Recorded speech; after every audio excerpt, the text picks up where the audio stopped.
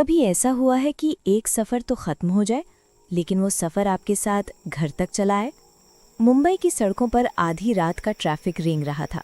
Joseph गुस्से में था, रोज़ी परेशान थी और ड्राइवर चुपचाप उनकी बहस सुन रहा था। रोज़ी ने झुंझलाकर कहा, अगर इतना ज़रूरी था तो टाइम पर निकलते।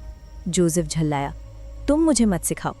तभी ड्राइवर ने धीमे स्वर में कहा, साहब, अगर आप कहें तो मैं जीपीएस बंद करके आपको सीधा नासिक छोड़ दूं? सुबह होने से पहले पहुंचा दूंगा। रोज़ी को ये बात खटकी, पर जोसेफ के पास और कोई विकल्प नहीं था। वे मान गए।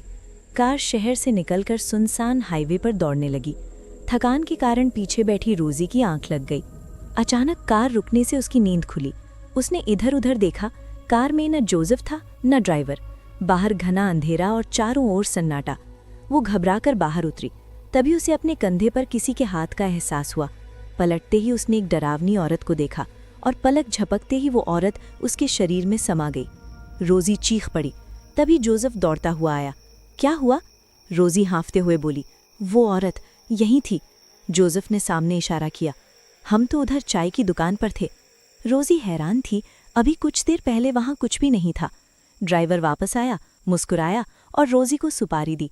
सुपारी मुंह में डालते ही रोज़ी को तेज इत्र की खुशबू आई और उसे लगा जैसे कोई उसके बिल्कुल पास बैठा हो। पूरी रात वो डरी सहमी रही। सुबह वे नासिक पहुंच गए। होटल में पहुंचकर जोसेफ सो गया, लेकिन रोज़ी बेचैन थी। बैल्कनी में बैठी रही। जब वॉशरूम में गई तो उसने अपनी गर्दन पर ताज़े नाखून के निशान देखे, जिनसे हल्का खून भी रिस रहा था। उसे याद नहीं था ये निशान कब आए। ड्रेसिंग टेबल के सामने खड़े खड़े पता नहीं कितना समय बीत गया। जोसेफ ने कहा, तुम आधे घंटे से ऐसे ही खड़ी हो? रोज़ी चौंक गई। तभी उसे आईने में वही भयानक औरत दिखी। आईने से एक हाथ बाहर आया और उसका गला दबाने लगा।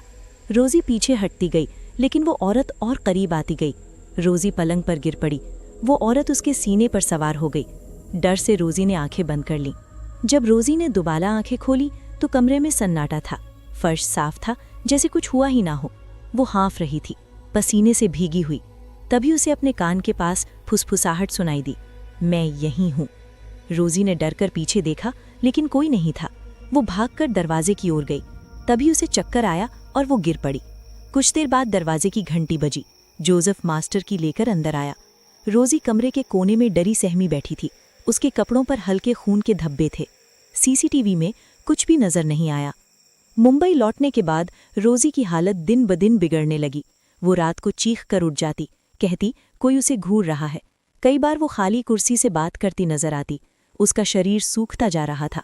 आंखों के नीचे काले घेरे गहरे होते जा रहे थे। डॉक्टरों के पास कोई जवाब नहीं था। आखिरकार किसी की सलाह पर जोसेफ उसे चर्च ले गया। फादर ने उसकी बात सुनकर गंभीर स्वर में कहा, ये एक ऐसी आत्मा है जो अपने शिकार का खून नहीं, उसकी जीवन शक्ति खींचती है। इसे मुक्ति नहीं मिलती। ये तब तक साथ रहती है जब तक इसे किसी और पर छोड़ न दिया जाए। जोसेफ सन्न रह गया। मतलब किसी और की जिंदगी बर्बाद करनी होगी? फादर ने नजरें झुका ली। यही इसका नियम है। उसी समय शहर के दूसरे कोने में वही ड्राइवर अपनी बेटी के साथ खाना खा रहा था। उसकी बेटी अब बिल्कुल स्वस्थ दिख रही थी। ड्राइवर ने धीमे से मुस्कुराते हुए कहा, अब डरने की जरूरत नहीं, वो चीज अब हमारे पीछे नहीं है। उसकी आंखों में एक अजीब सुकून था।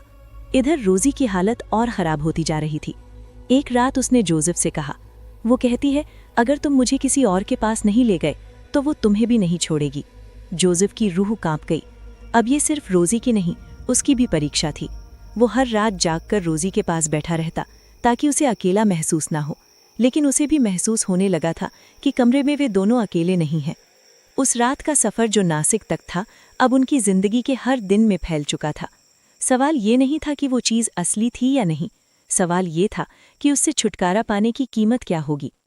कहीं आप भी तो किसी अनजान सफ़र पर नहीं हैं?